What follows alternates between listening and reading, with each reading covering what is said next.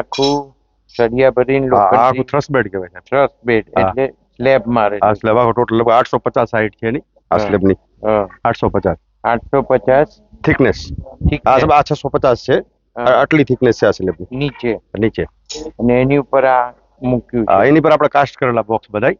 આ કાસ્ટ કરેલા બોક્સ આખા જે પૂછ કરવાના. આ થ્રસ્ટ વોલ છે. આ થ્રસ્ટ વોલ છે. અને અહીંયા બધે પોકેટો છે સાહેબ. 2 meter center to center pocket હશે. આ પેલા પોકેટ જોયે ને તમે? પેલા પોકેટ જોયે ને ખાડા, એમાં પિન મૂકી આપણે. પિન થી પ્રેશર આવે જેકમાં આગળ. અચ્છા. ઓ પેલા ખાડા જે છે એમાં મૂકેલું એવી રીતના અહીં મૂકે. હા 2 મીટર સેન્ટર ટુ સેન્ટર. માનો અહીં પોકેટ નીકળું ને, અહીંથી 2 મીટર સેન્ટર ટુ સેન્ટર બીજું પોકેટ હશે ત્યાં. આ ધક્કો આગળ જાય ને એટલે વળી પછી પોકેટ ખોલીને વળી પાસે ત્યાં પિન નાખીને અને જેકમાં પછી આગળ પુશ કરવાનું. અને આ બી એને જેક જ. આ કેટલો છે સ્લેબ ભરેલો? આ લગભગ 1600 છે. 1800 છે અંદર. 1800 છે. 1800 6 ફૂટ 6 થી અંદર. અને ફર્સ્ટ બી આખો બીમ જ છે સાહેબ. આખો બીમ છે. એટલે બીમ જાડાઈ કેટલી? 3 ફૂટ છે. હા 3 ફૂટ છે ટોપ એન્ડ. 900.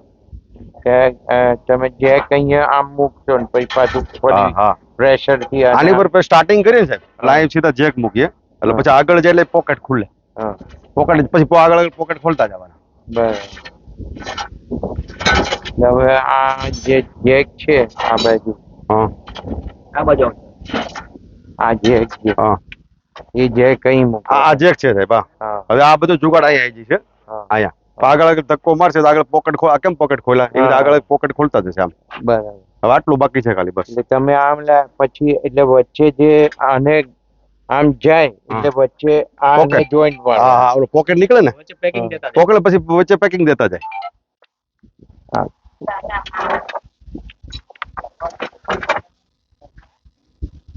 કેટલી સર પુશ થાય ને એટલા પેકિંગ મૂકતા જવાના. બરાબર. આગળ પોકેટ ખુલતા જાય. બરાબર. અને એર પ્રેશર થી કર્યા? હા પાવર પેક કોણ છે? પાવર પેક છે. Power oil pressure. હા ઓઇલ પ્રેશર. હા હાઇડ્રોલિક પ્રેશર આવે. હાઇડ્રોલિક આવે. હાઇડ્રોલિક. એની માટે 30 kV નું પેલું જનરેટર જોઈએ. બરાબર. 3 ફેઝ જનરેટર થી આ ચાલે. હા ચાલે. હા ઓઇલ પ્રેશર. હા ઓઇલ પ્રેશર હા ઓપરેટ. હા ઓપરેટ. બરાબર. હા યસ. હા પતી જવાનું. હા સાહેબ આજે લગભગ 3-4 વાગે પતી જશે બપોરે. એવું પ્લાનિંગ છે આપણું. આમાં સાહેબ કેવું હોય પછી માન લો કે કદાચ આપણે પ્રેશર મારતા હોય બરાબર અને વચ્ચે કઈ કાકરી બાકરી આવી ગઈ નીચે તો કદાચ અડધો કલાક મોડું થાય. ધીમે ચાલે એમ. 5-6 વાગે. હા 100%. હા તો થઈ જાય પતી જશે. પૂરું થઈ જાય. પૂરું પુશિંગ પૂરું. યસ. એટલે રેલવે ની ઉપર આખું અંડરપાસ આવી જશે. હા બસ. હવે આપણે 3 તારીખે બ્લોક લેવાનો છે પાછો. હવે આની હાઈટ આપણી ટોટલ કેટલી રાખેલી? આમાં સાહેબ અત્યારે 365 છે અને આમાં 150 નો વેરિંગ કોર્સ આવશે. 365 એવું ના બોલશો કારણ કે મીટર ફૂટ કેટલા? 11.5 ફૂટ આવશે. ક્લિયર મળશે આપણે. હવે 11.5 ફૂટ નું ઊંચાઈ વાળું કોઈ પણ સાધન અહીંયાથી 11 ફૂટ સુધી જઈ શકે સાહેબ. એટલે 11 ફૂટ સુધીનું સાધન અહીંથી જઈ શકે. રાઈટ. બરાબર. આની પહોળાઈ લગભગ 36-18 20 ફૂટ. ઉપર આપણે શેડ બનાવવાના છે.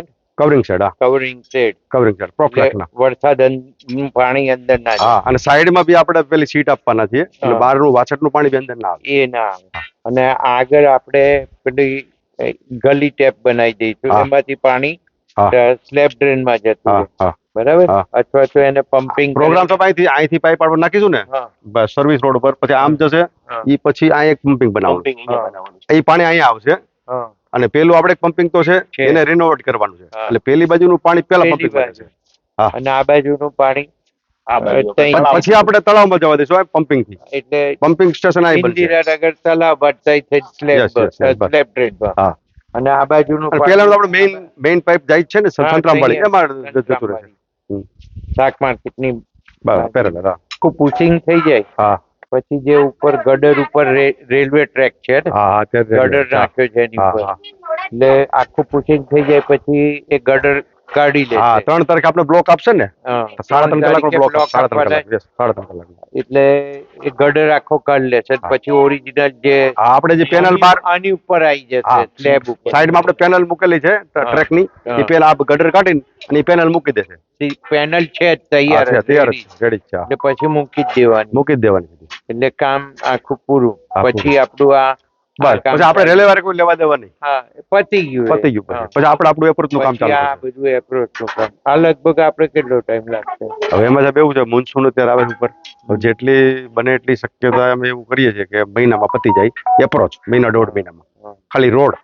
બાકી સર્વિસ રોડ ને આ પ્રોફ્લેક્સ નું કામ બાકી રહે છે બરાબર કારણ કે હવે ચોમાસું પણ નજીક આવે છે આપણે લગભગ મહિનો છે બહુ તો મેક્સિમમ દોઢ મહિનો હા દોઢ મહિનામાં 2-3 ગેંગ લગાવવાની છે શટરિંગ વાળી એ જેટલું થાય એટલું કરવાનું છે. થોડું ફાસ્ટ જેટલું ના ફાસ્ટ કરવાનું મતલબ આ અમે ડે નાઇટ કામ કરતો તમે આ પૂછી લેજો આજુબાજુ ને ડે નાઇટ કંટ્રોલ કામ કરીએ ગેટ બજાય એટલે હા. મને ખબર અને આને ડે નાઇટ કરશું અમે ને આપણે આનો વેધર સેટ નો ને એનો જે એ ઓર્ડર અપાઈ ગયેલા છે બધા અપાઈ ગયેલા એટલે રેડી જ થતા રેડી હવે સર 3 મહિનાનો ટાર્ગેટ છે કે અહીંયાથી બધું કમ્પ્લીટ કરો એપ્રોચ પોર્શન કમ્પ્લીટ પમ્પિંગ સાથે પમ્પિંગ હા સાથે પમ્પિંગ બી સ્ટાર્ટ કરવાનું છે હમણાં હા એનું સાહેબ પુશિંગ થઈ જાય ને એટલે ત્યાં સસ્પેડ બ્રેકિંગ કરવું પડશે ઈ એટલે braking એ તમે એને નીચે લઈ જવું પડશે ને હા નીચે અહીંયા જ આવશે તો ભાઈ આખો સ્લેબ તોડવો પડશે 6 મીટર જેવી 850 છે ને સ્લેબ તોડીને અંદર અને આમ તો નોન યુઝ છે સાહેબ આનું કોઈ બી મતલબ નથી આ તો આમ તો જમીન નીચે તોડવું છે એટલે આ આપણે તોડવું પડશે પુશિંગ માટે જ pushing કરે. હા. ને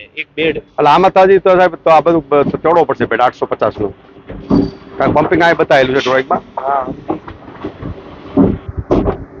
આ બંને હાઇડ્રોલિક જેક છે આપણા પેલું સામે હાઇડ્રોલિક મશીન છે પાવર પેક છે એના થ્રુ આપણે હાઇડ્રોલિક પ્રેશરથી જેકમાં પ્રેશર મોકલીએ છીએ પાછળ પેલા રિએક્શન છે એના થ્રુ આપણે બોક્સ આગળ ધક્કો મારીએ છીએ હા એનાથી ખસે છે એટલે એક સ્ટોકમાં 350 mm જેવું આગળ ખસે છે box. હા આ પુશિંગ ચાલુ હા એનાથી ધક્કો લાગે પાછળ આ એના પેકિંગ છે જેના થ્રુ રિએક્શન લઈને બોક્સ આગળ ચાલે છે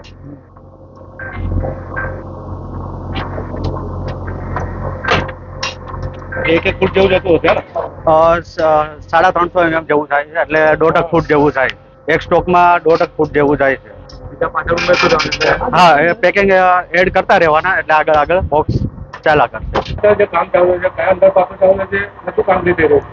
જેની આપણે આતુરતાથી રાહ જોઈ રહેલા એવા વૈશાલી અંડરપાસનું અત્યારે કામગીરી ચાલુ રહી છે ચાલુ છે અને એની અંદર હવે 8 કરોડ ને 65 લાખનું આ જે કામ હતું એમાં મેઇન જે પોર્શન છે આ જે પુશિંગ કરીને અને અંદર લઈ જવાનો એની કામગીરી અત્યારે ચાલુ છે અને રેલવેની નીચે આ ભાગ આખો જવાનો છે અને અત્યારે રેલવે પણ ચાલુ છે એમાં ગડરો ઉપર મોટા મૂકી અને અત્યારે એની પર લાઈન ચાલે છે એ અત્યારે દેખાઈ રહી ટ્રેન આવે અને આ પુશિંગ કરીને આખું એ એની નીચે એક્ઝેક્ટ એની જગ્યાએ લઈ જશે ત્યાર પછી એની બીજી બધી કામગીરી શરૂ થશે અને લગભગ એ લોકોનું ટાર્ગેટ 2 મહિનાની અંદર આ કામ પૂરું કરવાનું છે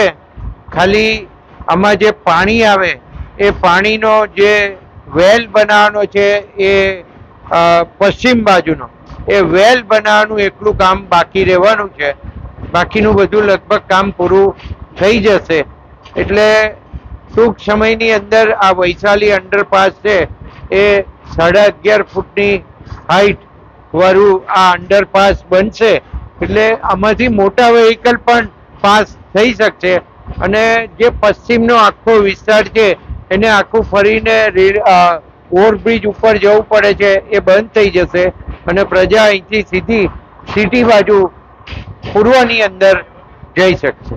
My school is one such future-ready school where I understand each and every concept taught in the class and don't rote learn, where teachers don't just use books and blackboard to teach but use new ways of teaching and learning like audiovisual learning, activity-based learning and group activities which enhances my conceptual understanding. My school also teaches coding, which is an important 21st century skill.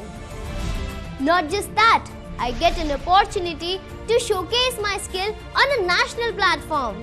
And with all this, I acquire important skills that make me future ready and confident. Would you also like to know where is my future ready school? Visit now and see for yourself.